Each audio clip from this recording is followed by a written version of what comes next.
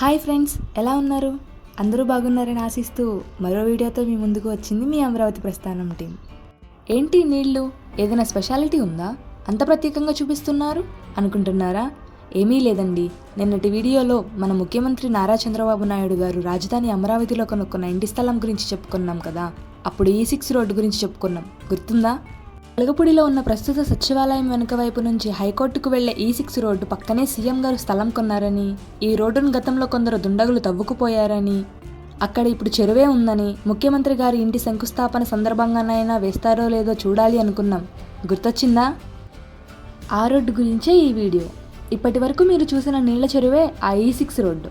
అక్కడ నిన్నటిదాకా చెరువే ఉండేది. అదే ఇప్పటిదాకా మీకు చూపించింది. ఆ వీడియో మొన్న తీసింది. ఇప్పుడు ఆ రోడ్డు ఎలా ఉందో చూద్దాం పదండి.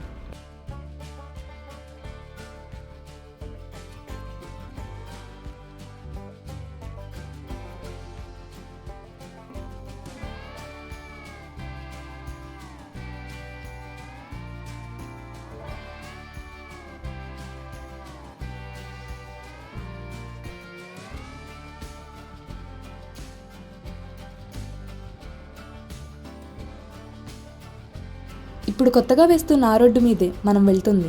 పెద్ద ఎత్తున మట్టిని తీసుకొచ్చి చెరువును పూడ్చి రోడ్డు రోలర్లతో రోడ్డును చదును చేస్తున్నారు. ముఖ్యమంత్రి గారి ఇంటి శంకుస్థాపన సందర్భంగా ఆ E6 రోడ్డుకు మోక్షం లభించినట్టుంది. ఇప్పుడు ఆ చెరువును పూడ్చి అధికారులు రోడ్డు వేస్తున్నారు. దాదాపు 5 ఏళ్లుగా గల చెరువులాగానే ఉందనుకోండి. పోనీలేండి, ముఖ్యమంత్రి గారి ఇంటి భూమి పూజ పుణ్యమా అంటూ ఈ రోడ్డుకు మోక్షం వచ్చింది.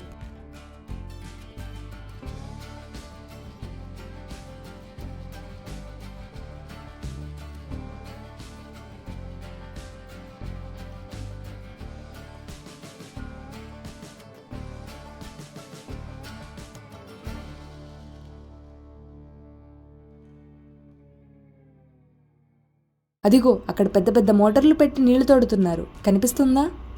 గతంలో కూడా చాలాసార్లు నీళ్లు తోడారు. రోడ్డు వేయకుండా అలా వదిలేశారు.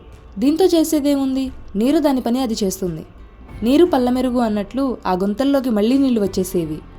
కాకపోతే ఈసారి రోడ్డు కూడా వేస్తున్నారనుకోండి, ఇక నీటి భయం లేదు.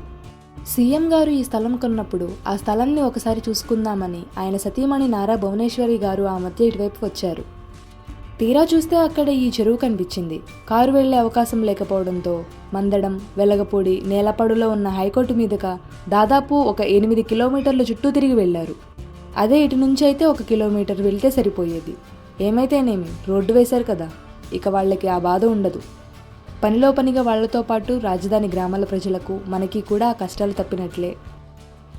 ఇకపోతే ఒక విషయం చెప్పడం మర్చిపోయానండోయ్. త్వరలో ఇక్కడే మన దేశ ప్రధాని మోదీ గారి సభ జరగబోతుంది. అది ఎక్కడా, ఎందుకు అనే వివరాలు తర్వాతి వీడియోలో చెప్పుకుందాం.